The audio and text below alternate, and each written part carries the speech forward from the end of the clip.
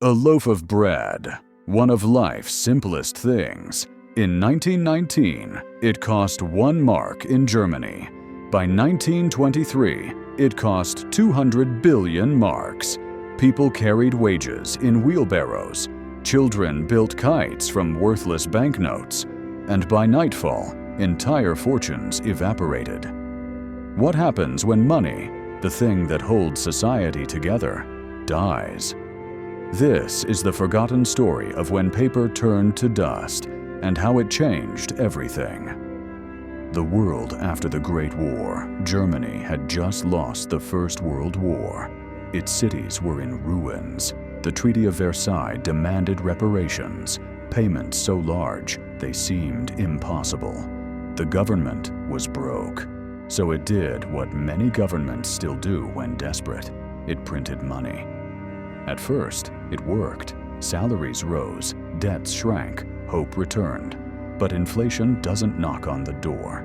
It seeps in quietly until it consumes everything. How inflation became a monster.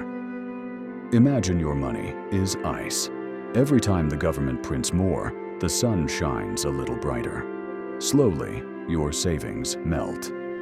In 1921, prices doubled every few months. By 1923, they doubled every few hours.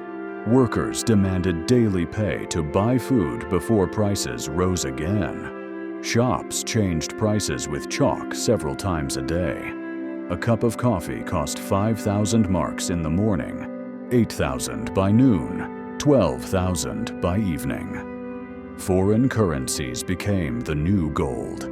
People hoarded dollars, francs, and anything not printed in Berlin. The printing presses ran non-stop, 24 hours a day, 7 days a week.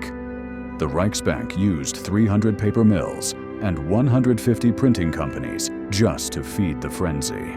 But every new note made the old ones even more worthless. The night money died. Then came the breaking point, autumn 1923. The mark collapsed completely. Prices were changing faster than people could count. Housewives burned stacks of notes for warmth. Farmers refused to sell food for paper. Cities starved while barns overflowed. The government tried to pay reparations in goods instead of cash, coal, timber, iron. But foreign powers demanded gold or foreign currency. Civil servants went unpaid. Strikes paralyzed the Ruhr. In desperation, the government issued the Rentenmark, backed by land and industry, not gold. Miraculously, it worked. Hyperinflation stopped almost overnight. But by then, the middle class, the backbone of the country, was destroyed. Their savings were gone. Their trust in the system shattered. And in that void of anger and despair rose a man promising revival and revenge. The ghost that haunts us still. The scars of 1923 never healed. The trauma of losing everything made Germans fear inflation more than poverty itself. It shaped their politics for decades. When the Great Depression hit, that fear turned to fury and fueled extremist movements. Without the hyperinflation, Hitler might have remained just another angry voice in a beer hall.